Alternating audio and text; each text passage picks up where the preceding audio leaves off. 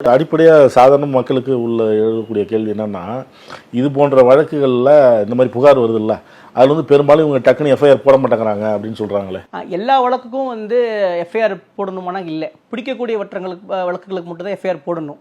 இல்லாத வழக்குகளுக்கு வந்து என்ன பண்ணுவாங்கன்னா ப்ரிலிமினரி இன்வெஸ்டிகேஷன் ஒன்று பண்ணுவாங்க. அதுக்கு சிஎஸ்ஆர்னு ஒன்று பதிவு பண்ணுவாங்க. ஒரு புகாரை வந்து பதிவு பண்ணி அந்த சிஎஸ்ஆரின் பேரில் ஒருத்தனை சந்தேகத்தின் பேரில் கூப்பிட்டு விசாரித்து வாக்குமூலம் வாங்கலாம்.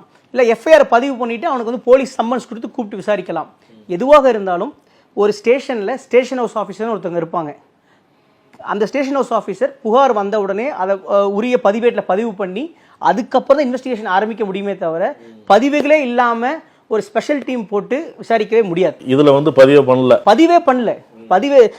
அந்த எஸ்ஹெச்ஓ வந்து இந்த வழக்கு சம்பந்தமாகவோ இந்த புகார் சம்பந்தமாகவோ உரிய பதிவுகேடுகளில் பதிவே பண்ணல. இதில் இன்னொன்று என்னன்னா, அந்த பையனை அடிச்சது வந்து ஸ்பெஷல் டீம் அப்படிங்கிறாங்க. இப்போ ஸ்பெஷல் டீம்னா வந்து பல்வேறு வழக்குகள் வந்து எஸ்ஐடி வந்து கான்ஸ்டியூட் பண்ணுவாங்க. இப்போ போலீஸ் டிபார்ட்மெண்ட்டில் எடுத்தால் எல்என்ஓ இருக்கும், சிபிசிஐடி இருக்கும், இஓடபிள்யூ, சிசிபி, சைபர் கிரைம்னு இருக்கும். ஸ்பெஷல் டீம்னா என்ன, யார் கான்ஸ்டியூட் பண்ணுவாங்க? இந்த வழக்கில் ஜட்ஜி கேட்ட ஃபர்ஸ்ட் கேள்வி அதான்.